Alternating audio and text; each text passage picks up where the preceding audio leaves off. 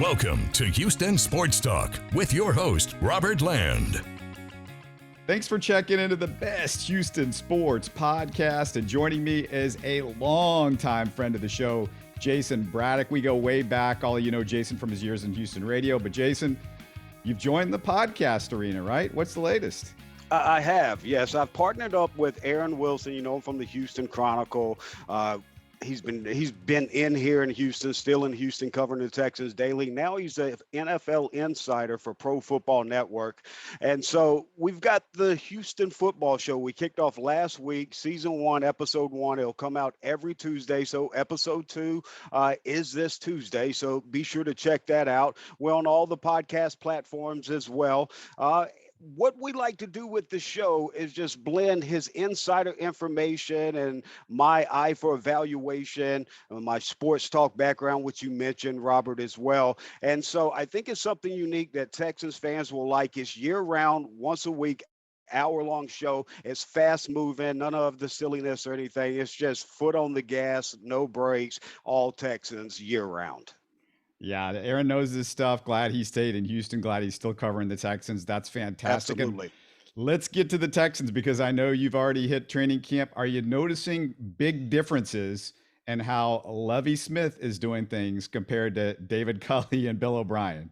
Yeah, absolutely. It's funny you mentioned that. The main thing that you take away from this camp is just watching. It's a more laid back atmosphere. Like, I don't want to say family atmosphere, but you don't feel the tension. And I guess coming off of the back of last year and maybe last year plus, this year just feels like a clean slate, and you just feel I don't want to say inside that building because we've been out there on the practice field at Methodist training, but out there in that atmosphere, guys just seem to be more relaxed, but they're still going hard. You can tell they want to play for Lovie, but Lovie's made an environment where I'm watching Laramie Tunsil today, and Laramie was reminding me of Shaq. There's just over huge personality, huge being, great personality, great mood, cutting up. I've seen him working with Titus Howard, both of them going back and forth, working on technique. I've seen him working with Jonathan Grenard behind the scene. And I asked him about that today, and Tunsil said that, yes, not only do, I like taking pride in helping my teammates, but I get a lot back out of it as well, too. And something to hear that from a vet, one of the top paid at his position, man, lets you know the atmosphere and his mindset. Had a little bit of fun with the media today when everybody they asked him about, he just referred one word, dog. And if you recall, just here recently, he had the one word tweet, dog. So there you go. It's coming full circle, Robert. Yeah, I still got PTSD from those O'Brien years, no doubt. So it can't have gotten any more tense than that. So I'm glad to hear that. Davis Mills getting early raves this offseason for his leadership. What did you think about Mills' progression last year and how he is coming into this year? Well, yeah, I think if we're going to start off with Davis Mills and his progressions, I want to go back to his college film because, Robert, when I study college prospects, I like to start from their earliest year so I can see the growth and the transition and what the trajectory could be at that next level. And so with Davis Mills, I started watching his early film and I asked myself, like, why am I watching this kid? I mean, why am I watching this prospect? But after I got to that last year, the growth you've seen, I mean, he was like the 80s sprinklers. You remember we grew up with those 80s sprinklers that just click, click, click, click. Yeah. Well, that backside of that scanning, that's where Davis Mills grew in that last year of college. Instead of the clicking through progressions, he scanned the information quickly, and then you just see him process it. And what was so mind-blowing for what he did last year, and look, we could talk about the stats more in details, but everybody raving about Mack Jones and what he did as a rookie when he had Josh McDaniels as OC, who's now a head coach for the second time. When he had Bill Belichick, who a lot of people refer to as the GOAT when it comes to NFL head coaches, as his head coach. And let's not even get into the two tight end sets of Jonnu Smith, Hunter Henry, the three wide receivers, Nelson Aguilar, Kendrick Bourne, Jacoby Myers. The weapons were far outweighed what Davis Mills had in Houston, and their production was almost identical to a T. And yet we don't see that same praise for Davis Mills, despite having David Culley, having Tim Kelly, not having the weapons that we saw in New England, yet putting up that production. And this is the mind-blowing part, Robert. in college at Stanford, if you take out the 2 passes he threw, I think as a freshman, the rest of his career, other than those 2 passes, he played in 13 games and had 11 starts. As a rookie in the NFL, he played in 13 games and had 11 starts, the exact same amount as he played since high school. He had the same college experience as he has NFL experience. That's mind blowing when you see the production he did last year and what his potential is going in now this year with Pep Hamilton, who we know is so creative with what he did with Justin Herbert and Andrew Luck. And you think about Luck, and people, when Luck was coming out, they had the code words like, oh, he's sneaky athletic. Yeah, you know, I mean, Luck's not going to have a 4.4 40, but he can move the chains. And at that time, we saw the craze of Kaepernick and Chris Alt down there at Nevada with the pistol offense. And we saw Pep put that in the NFL there with Andrew Luck. And we've seen Robert Griffin III at that time. There was just this big craze with it. Pep's got that in his bag, and he likes to talk about not being pigeonholed into saying, I run a West Coast offense. He likes to say, you know, I've got the Don Coryell treatment. So there's going to be vertical threats and attacks to the offense. He's already shown the pistol offense. He's shown the RPOs. There'll be zone reads. I think it's going to be a creative offense.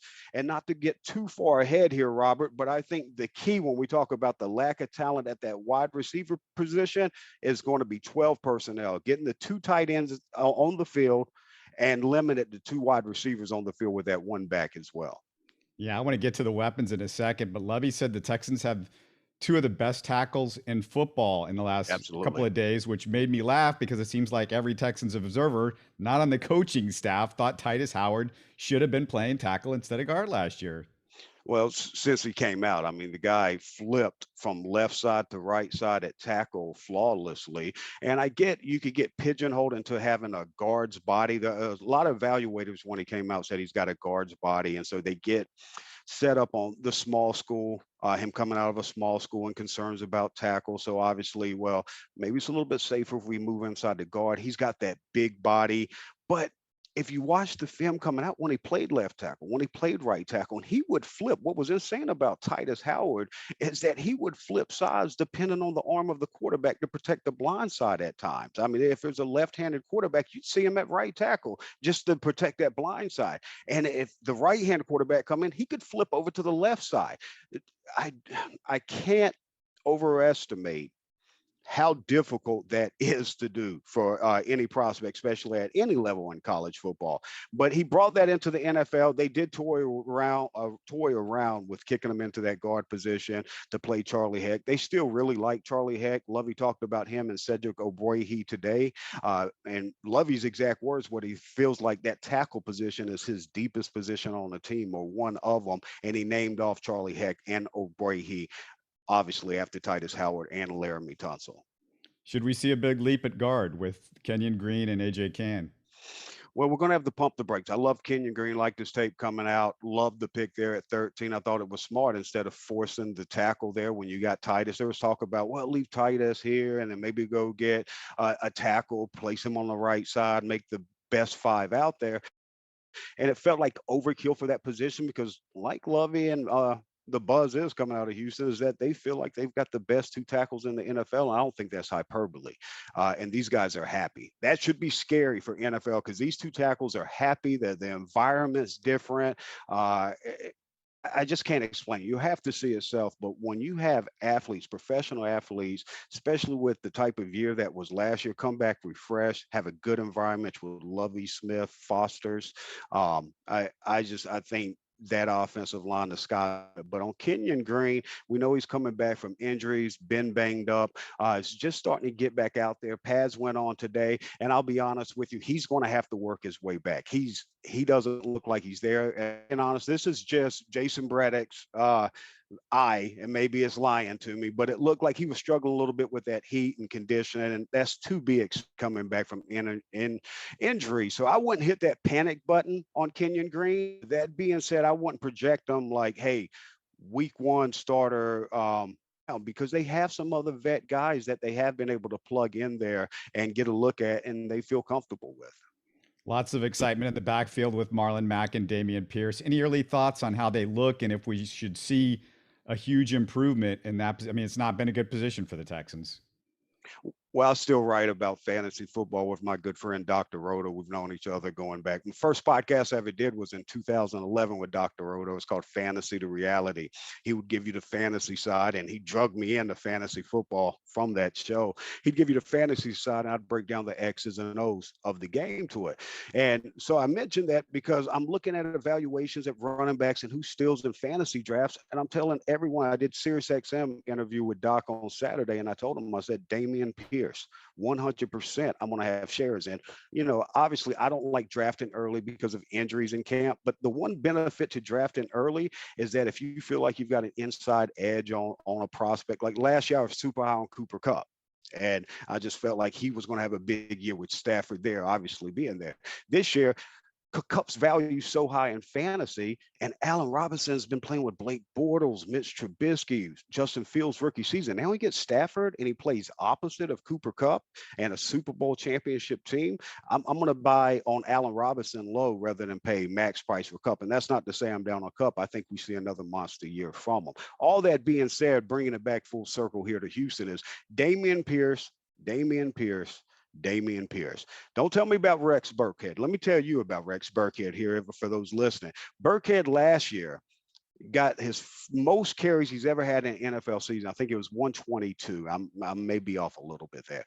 But on those 122 carries with that role, he was 49th out of 49 qualified running backs with 3.50 yards per carry. Burkhead's not the answer. They're going to try to force the New England running back by committee, but Dameon Pierce is that lead back. And people might say, well, I'm hearing Marlon Mack's looking good. He is. I hope he stays healthy, and he has looked good. But you've always heard me, Robert, and however many 10 plus years of Houston radio, I've said this cliche over and over again. As humans, even professional athletes, we don't get healthier as we get older. Marlon Mack in 5 NFL seasons has never played more than 14 games in one season. He's never started more than 12 games in one season. And in the last 2 seasons, he has a total of 32 carries. And people say, well, that's because he got injured. That's the point. Every year he does. So I think I think Daurier is going to have a role as a receiving back. I don't think they cut ties with him. And obviously, let me say this because we're early on in camp. This roster is going to churn, Robert, as you know, when they were 3rd in the NFL draft. That means they're going to be 3rd in waivers all the way through training camp, all through all this, all the way up to the 3rd week of the regular season. So that means they got 3rd priority on any prospect. And it's not like your waiver claims on your fantasy for those watching the podcast here. It's not you, oh, we picked a guy, now we got to go back to the bottom. No, if you're 3rd in claims, you pick a guy. Another guy gets cut, you're 3rd in claims again. So Nick Caserio is going to definitely be worth watching. What he does at running back, definitely at wide receiver. And before we came on air, Robert, I saw that Chester Rogers, we'll call him Mr. AFC South because he's played for the Titans, he's played for the Colts, and now Adam Schefter, before he came on air, has said that he's trying out meeting with the Texans tonight. You look at the wide receivers, he's in the mix as one of the top 3 wide receivers here in the Texans. And it's a little bit to speak of the type of receiver Chester Rogers is, but it's more to speak of the position as wide receiver as a whole behind Brandon Cooks right now. And that was my next question. What do you think the ceiling is for Nico Collins? Because last year, he was getting his feet on the ground. He had missed a year in college. So, do you feel like he's got a high ceiling? Well, I don't. And I don't want to poo-poo Texans fans. I've been proven wrong before. I'll be proven wrong again. So take it with a grain of salt. But just through my evaluation with Nico coming out, and this is before the draft, so there's no like, oh, well, he lives in Houston, he didn't like him because the Texans took him, or whatever nonsense you may say, because all these are pre-draft evaluations. I don't know who's going to select him. So pre-draft, I had a 5th round grade on Nico when he came out. And the reason was, the body, that 6'4", 220, beautiful body. The way he shakes off the line, beats press, and on an inside route, he is unstoppable. I mean, he's going to box you out. He can get on you quickly, get you on his back with that frame and box you out. I call him and Pharaoh Brown the Texans front court because of that, because they're just boxing out and moving chains. But outside of that, he has to grow more consistent with a deeper route tree, intermediate. And yes, in 2-minute drill today, he had a nice intermediate catch where he went up, elevated, and caught it in traffic from Davis Mills in 2-minute drill today. But outside of that little short end route, that's almost 100% completion when you're throwing that to Nico's. But outside of that, it's a toss-up, 50-50 if he's going to get it, because there's no separations on the deep route. There's no separations on the out routes. There's no separations on any of the other route. It's that go-to in route. And with that being said, Robert, I've seen Terrence Brooks sit on that in route,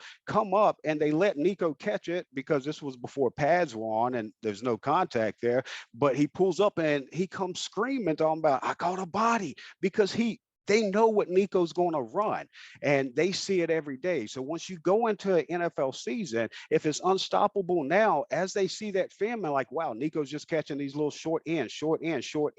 Well, you're going to have DBs dive on it. You're going to have safeties come in for the contact. Well, we saw that again a second time today. Pads on, but they still held up. And this time it was the rookie Jalen Petrie who saw what was coming and was right there and just yelled out, boom. And Nico catches both of the passes, obviously, because he knows he's not going to take the hit. But that's something worth watching, because he's got to develop outs. He's got to develop intermediate. He's got to develop deep routes. It's got to be more than you just throw it out there and I'm not going to have separation. I'm just going to elevate and manhandle him, because that hasn't been his game. There's so much rawness to his game. And last thing I'll say on Nico, why I was so concerned about the upside you asked about is, who was his quarterback at, I mean, not quarterback, excuse me, who was his head coach at Michigan? Jim Harbaugh. 3 years he was under head coaching, NFL coaching. Like, this isn't a guy coming from Saginaw State or whatever college it may be. He came from Michigan with a former NFL coach, former NFL quarterback, Jim Harbaugh. He got 3 years of NFL coaching, and still when he came out in that draft, he was still that raw. So I think there is a limitation to that upside.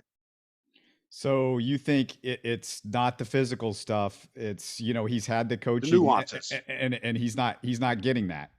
Well, not yet, but I mean, again, he's only gone into a second year in the NFL. He still shows flashes, but if he's going to be the number 2 on team, and that's what the Texans want from him. Use a 3rd round pick on a guy, big body guy with those type of movement skills, and the lack of talent at that wide receiver position after Brandon Cooks is just glowing. That's why they're meeting with Chester Rogers and obviously the John Mechie. I mean, it's bigger than football, but his illness obviously factored into the lack of depth on the chart as well. But what they're looking at now is they need somebody in there, because if you ask me who's been the second best, and Brandon Cooks looks amazing. This dude, he's just a pro's pro. I see why everybody raves about his personality. He's just a pro's pro. And I mean, he just looks better every year. So behind Brandon Cooks, though, if you ask me who's been the most consistent and gets open, it's the same guy who was the most consistent last year, Chris Moore. Chris Moore caught 21 passes on 22 targets last year with the Texans, 95.5% catch rate. Well, let's compare that to 2016 through 2020 when he was with the former MVP and Lamar Jackson, where his catch rate was 56%. Where you're like, well, was he just catching dinks and dunks? No, yards per catch were 10.9 to 10.8, almost identical. And he did that. Davis Mills helped do that. And Chris Moore, to his credit, was able to catch 20. Only one ball hit the ground out of 22 pass attempts. And I don't think enough's been made of that. So I've come into camp with an eye on Chris Moore. Today, every one-on-one rep he went into, he won. Every rep he had, except in 2-minute late, Davis Mills overthrew him on a pass. He's always open. The ball never touches the ground. He uncovers quickly. He's in the mix for a top 3 wide receiver. And right now, he's looked the second best if we're talking consistently playing like a pro, being where he's supposed to be and making the catch, making the play every time. It's Chris Moore. Caserio's not a big guy about names. He's about performance. So I think that's going to matter a little bit. And let's switch sides of the ball. How much impact do you think Stingley and Petrie can make in this secondary that was, flat out awful last year? Immediate.